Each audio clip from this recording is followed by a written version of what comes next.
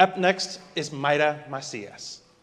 Mayra is a political consultant, having served as the executive director of Building Back Together, as well as the Latino Victory Fund. And for more than a decade, Mayra has been playing a key role shaping our national politics.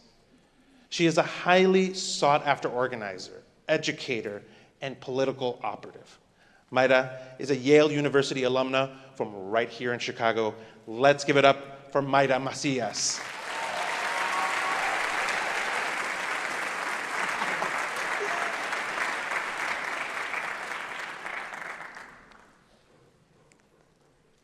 Dicen que la música se hereda, pero así como se hereda la alegría, tal vez también se hereda la tristeza, el abandono, el desespero. You were only 7 when your mother died, left to fend for yourself, you, your father's keeper, away from family, away from your blood, away from civilization. A child made to tend to a broken adult begets broken pieces of a human. Perhaps that's why you're a nomad. Perhaps that's why you crossed the border at the ripe age of 17. Por eso te nos perdiste, behind mountain ranges and skyscrapers. You're so wandering through terrains made of metal as you live out your American dream, building dreams out of iron, one beam atop another. With precision, you say. You're a perfectionist, but they didn't have school in El Rancho, so you build and write books out of cinder blocks. This one written in '84, when you lived with el grupo de young mexicanos. This one in '92, el hotel es una belleza, me dijiste. This one in '98, the year we visited you. Driving down the highway, your works of art hover over us, each building the beginning of a new story, but your name isn't etched on any of your art. No one would ever imagine how much of the city you built, un mexicano, inmigrante, with no formal education. What could have been if you learned to read or write? What wonders would you have conjured with your hands? How you'd be able to write your own story. But alas, stories are meant to be told in half whispers against the shroud of distant memories, of time elapsed, of family not spoken to, of years withered away. I wrote this poem a couple years ago about my uncle, a Mexican who immigrated to Texas, became an iron worker, and built countless skyscrapers that built up a city. I knew his story a little bit, but it was the first time I heard it directly from him. And what was so remarkable to me is how vividly he remembered his childhood, the stories of El Rancho, stories of feeling abandoned by his family. But when it came to talking about his time in Texas, his words were few. Instead, he pointed out at the buildings he helped build as we drove past them. My own story is one of rebuilding. I grew up in back of the yards with Mexican kids who look like me, who live like me. I didn't even know I was poor until I went to Whitney Young for middle school. That's true. And I realized that when I saw kids wearing expensive t-shirts that were worth more than the entire clothes in my closet. I also learned at Whitney Young that I would have to learn to explain and defend my Mexican identity. You see, we had a school bus that would pick us up, but it started in Beverly, and if you know Beverly, it's big single homes. It would stop in back of the yards, lots of multi-unit homes. It would drive past sky rises on the way to Whitney Young. And on one of those almost hour-long rides, a girl on my bus passed me a note that read, "What are you?" with a box next to black and another box next to white. I held that note in my hand, and it felt like time stopped. I could feel the anger radiating from my body. I wanted to crumble the note and throw it at her. But instead, I wrote neither, folded the note, and passed it back up the bus.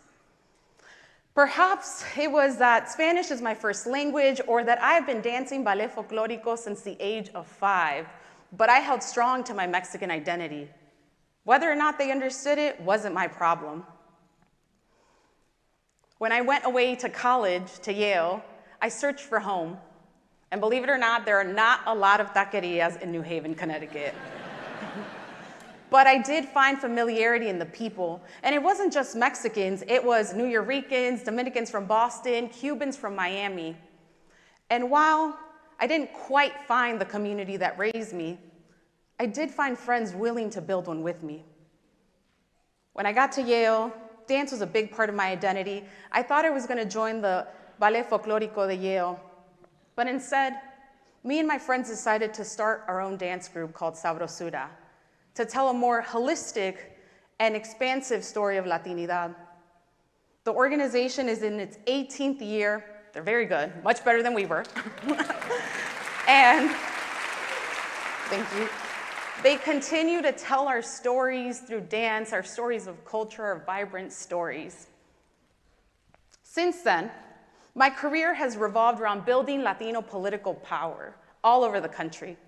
I have traveled to every single swing state. I have found our people everywhere I go. And while there are some similarities, for instance, you'll always find a Latino supermarket, a church, or a family that anchors a community. To be Mexican in New Mexico or Arizona is vastly different than to be Mexican in Nebraska or Miami or New York. But to be Mexican in Chicago is freedom. That's right. You see, 1 in 5 Chicagoans is Mexican. There is a freedom in our narratives. We are doctors, we are DJs, we are teachers, we are iron workers, we are writers, we own restaurants, we are dreamers, we have options. But to be a Mexican in Chicago is also responsibility. You see, we have choices in the stories we can tell and how we tell them. Numbers tell stories. For instance, 20% of Chicago is Mexican. But what are we doing to translate that number into political power? Elections also tell stories. I used to run a national organization called Latino Victory, where we supported progressive Latino candidates all over the country. And in 2018, we made history by electing the first Mexican-American women to Congress from the state of Texas. The state of Texas. Yeah, yes, great feat, but the state of Texas, that was once Mexico, had never had Mexican-American women represent them until 8 years ago. Here in Illinois, we have just one Mexican-American woman representing us statewide. And unfortunately, that won't be the case next year. In Illinois, we've never had a Mexican-American woman represent us in Congress. But luckily, we did just sign Gabriela Jaques to the Chicago sky. That's right. Making her just one of 2 Mexican-American women in the WNBA.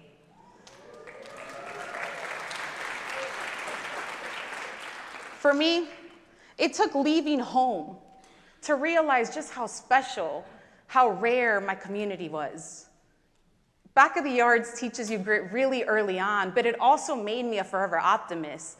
You see, there was no idea too big or wild that my community wasn't ready to say, what do we do? Whether it was hosting an open mic or in the church rectory or launching a toy drive for Las Posadas, my community never said no. They asked how.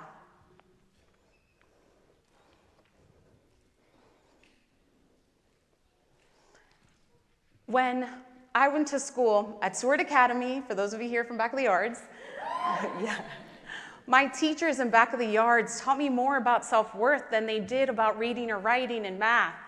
They taught me about Mexican-American authors like Sandra Cisneros, the first author I felt myself really identify with.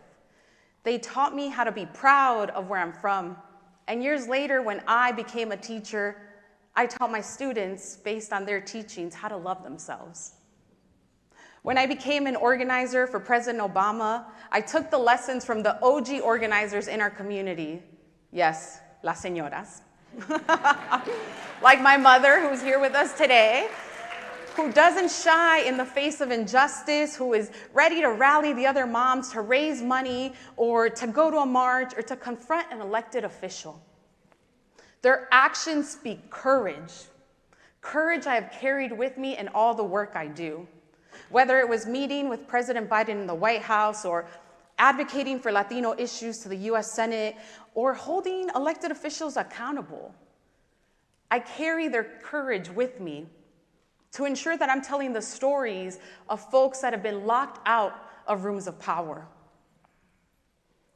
I have heard many stories from Latinos all over the country that I carry with me. Stories like my uncle's, told with cinder blocks and steel beams. The stories we tell about our values every time we vote.